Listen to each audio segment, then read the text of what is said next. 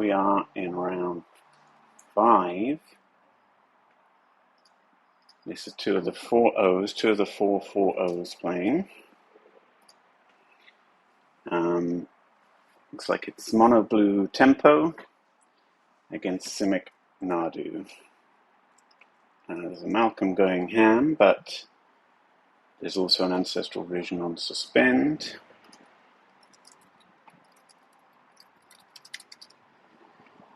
This is game 2. Simic Nadu won the first one. So, winner here is in top 8 for sure. Loser has a winning in and some slender chance of making it even if they lose the next one as well, depending on tiebreakers. I don't know how many X2s are going to make it, not very many because we're close to the cut for 7 rounds, but definitely a winning in. Farm Defiance discards a land, plays a land. Only blue mana sources of Flooded Groves, which is a little bit awkward, but probably not the end of the world.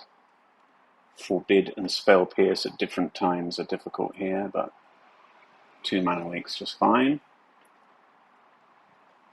I think the crucial thing in this matchup is Vidalcan Shackles.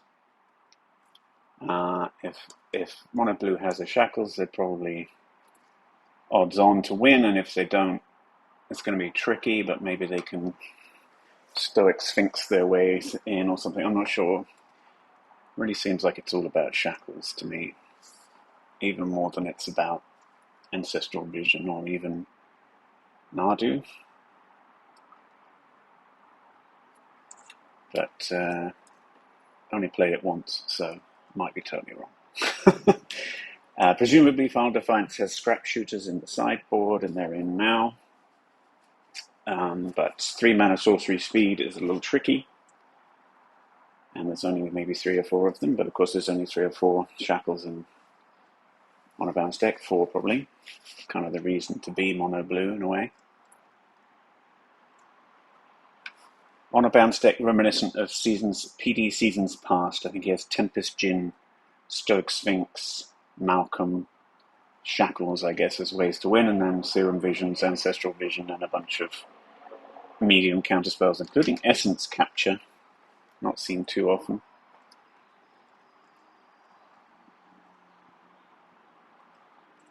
Okay, so the Ancestral Vision goes off, and Nebula Obstructionist does its thing. Farm Defiance correctly waiting for the second trigger. And a little bit tricky that, well, I don't know about tricky, but you just have to know that there's 2 triggers when Ancestral Vision comes off. So we're stepping through, presumably for Nadu, but maybe for a Malevolent Hermit or a Sylvan Safekeeper here. I don't know if Malcolm is so hot as to be worth defending with a Sylvan Safekeeper when you could get a Nadu, but depends on the hand. Maybe their hand is 4 Nadus, in which case you probably don't get a Nadu. The only other option is Nimble Obstructionist if they have another one. It's a pretty good one here. Flash it in, end step, and all that. Threaten to untap and make a Nadu if your opponent fights over it. Don't know if they have more than one though. Glenalindra Archmage in from the board. Okay. Well, that is very tasty, but surely impossible to tap out for, or nearly tap out for, in the face of 5 islands and 5 cards in hand. We'll see, I guess. Possibly already has a Nadu. Oh, Malcolm is going to cast a spell for free. Is something that I'm missing here. So if this Malcolm connects, you can just put a Glenalindra Archmage into play. And that sounds great and way better than tapping 4 mana for it. So it'll be interesting to see if Honorbound has any instant speed way to stop that happening. He's still casting the spell off Nadu, I believe. So yeah, so he could fight over it.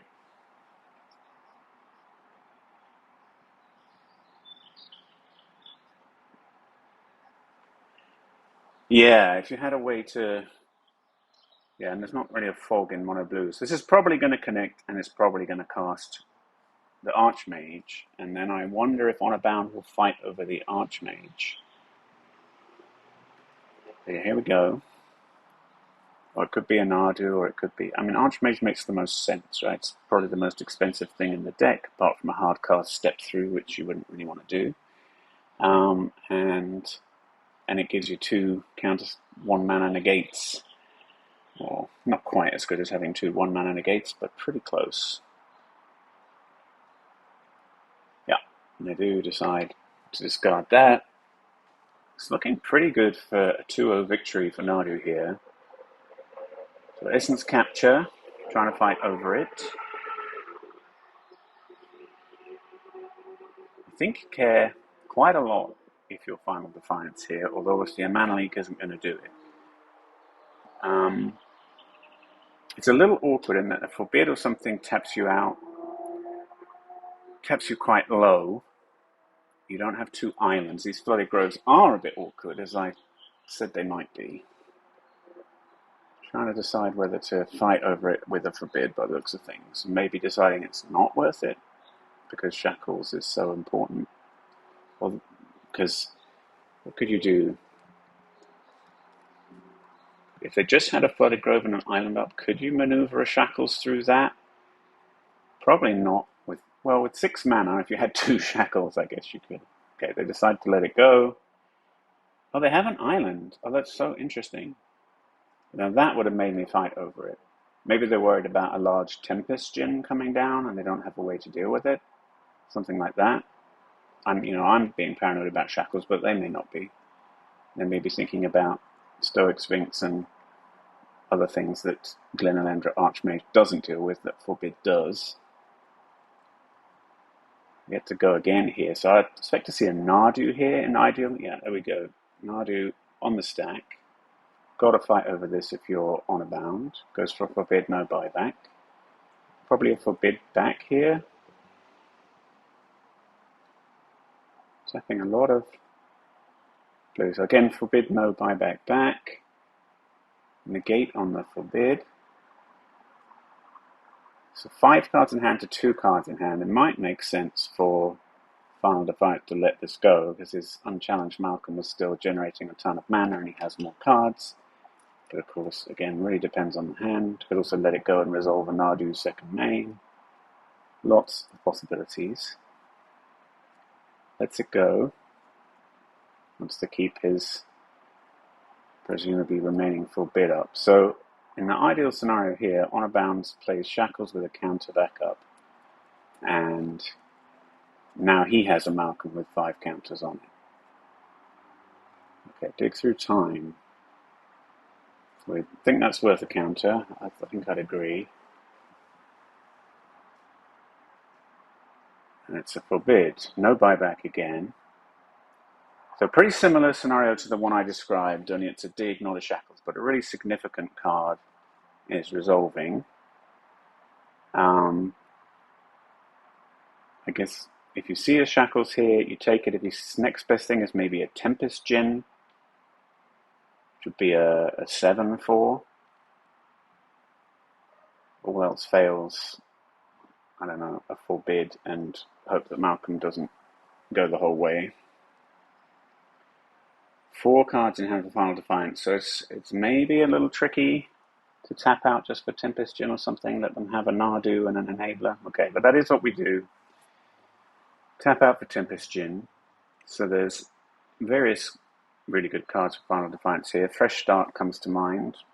Singing Bell strikes some of these lists play. Okay, Fresh Start, and now they just have a -5/4 that doesn't fly, crucially, and letting Malcolm get in. Maybe casting a Nadu here if they have another one, or just any decent permanent. Okay, or a not decent permanent in form of Hex Parasite, but, combined with Nadu would be just game winning. So yes, presumably no Step Through, no Nadu in hand, but 3 cards in hand. We don't know what they are. This Hex Parasite doing literal nothing until such time as there's a Nadu, although essentially winning the game if a Nadu resolves. So interesting.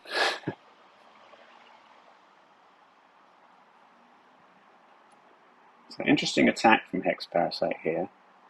We're Lagoon breaching the Malcolm, the only card left in hand. So if you can counter this, you surely do, because it's both a 6/6 body and an answer to your Malcolm, and it's the last card in hand. But of course, 6 open mana for Honor Bound. Might have to snag it with a mana leak when he tries to cast it end of turn, if he does, or something like that, and let the Lagoon Breach resolve. Depends on a lot of things. 4 cards in hand, still definitely advantage Simic here, both life total and board position. Looks like they're going to go for something expensive. I do not have a clue what this is going to be.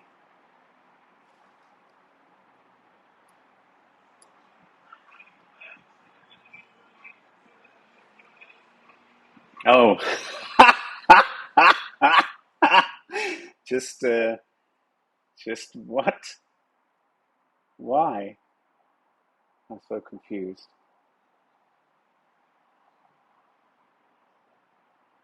I don't get it. If they were taking control of it, sure. Oh, it makes it big. It makes Hex Parasite the 6/1. This is what I have not understood. That it gets bigger for each counter removed. Oh, that's beautiful. Okay, so that does in fact make some amount of sense. Um, if there's nothing in hand worth the name. So presumably we're being tempted into getting our whale mana leaked at the end of turn here, with the amount of mana left up for Final Defiance. Can Honor Bound resist the telegraphed mana leak? He cannot, and it does happen, so it was not a bluff. Although I think, that it was way better to bluff that than to do 1 more point of damage to a thing that was going to block anyway, so it couldn't really tell that it was a bluff. Draws an Ancestral Vision. That's the problem with Ancestral Vision. If you draw it on turn 10, it does nothing. Does Final Defiance have a Nadu or a Step Through or a something? He has a Malcolm that he wants to resolve now. Makes perfect sense. So Honor Bound is still in this, in that Final Defiance has a Malcolm and a Prayer. And it is, there's Ancestral Vision on suspend. But he does have to have something now-ish. Final Defiance going to sculpt a hand, get rid of the duplicate Parasite. Okay, Malcolm now a bigger threat, so he now has lethal on board. Make the Malcolm 1 bigger. In fact, Malcolm itself is lethal, even if the Hex Parasite is dealt with. Serum Visions. Wouldn't take much to stabilize here, but he does need something. Direct Sanctum activation, 4 power on board, opponent on 4 life, and that's a 2-0 for Final Defiance, who makes the top 8 with Simic Nadu. Honor Bound has a win and in, maybe even a lose and in the final round. Let me see if anyone else in the top tables is still playing. Well, I see a couple of matches, but I don't know the standings of these people. Let's cut across to this one. So this is First Pop on Simic Nadu versus Enarchus on some kind of multicolored craziness. It's oops. Okay. So there's a Nadu in play for Simic Nadu, but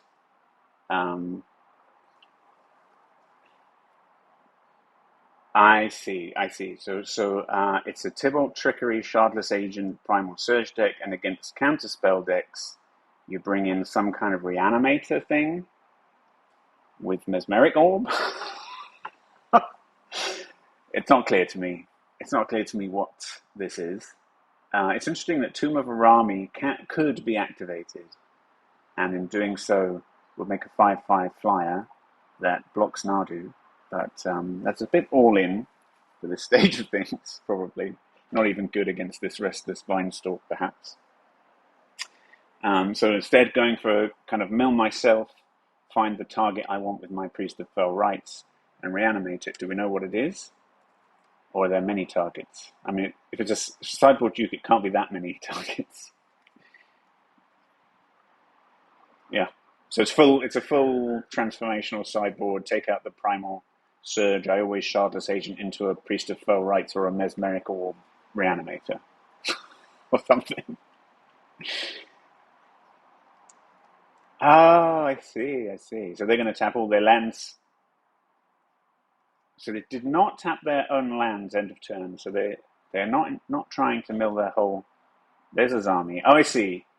So it's the old-fashioned oops win of reanimate the angel, get back his army and a lab man, draw from an empty library with a lab man in play. In response to removal, draw from an empty library with a lab man in play.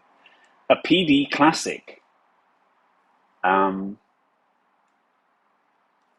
are you tempted to reanimate this as army?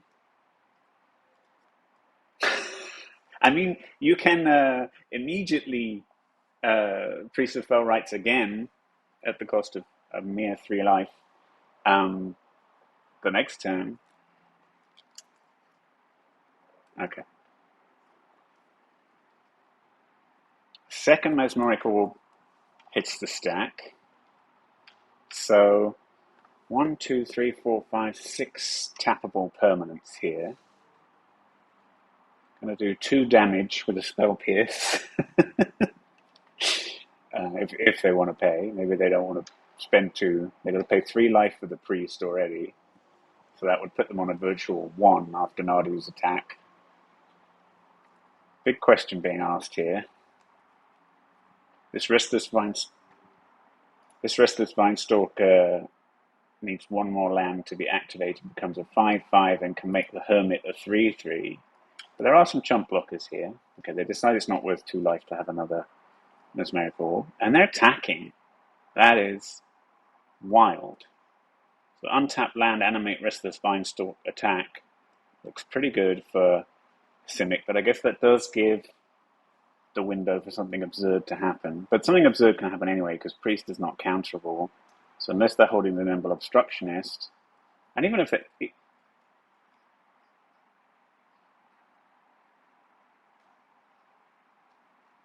Oh, yeah.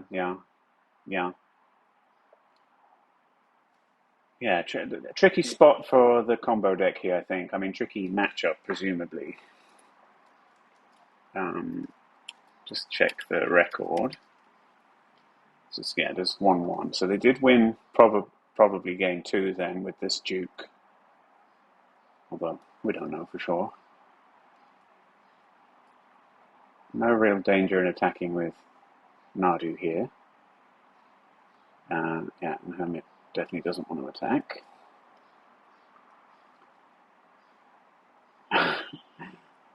So plenty of milling happening. I mean, nothing close to entire library. Just 38 cards to go. So going to have to... Something pretty exciting is going to happen. Lacid Prowler can be exiled from the graveyard for X+1/+1, like it's the number of land cards in your graveyard. So it could make an absolutely enormous Shardless Agent. 1, 2, 3. Well, it's only 4 right now, actually. So that's another thing that wants to happen after you've milled a lot more of your graveyard, although a 6/6 is not nothing. Kind of dying to this Nardu. It's just 2 swings.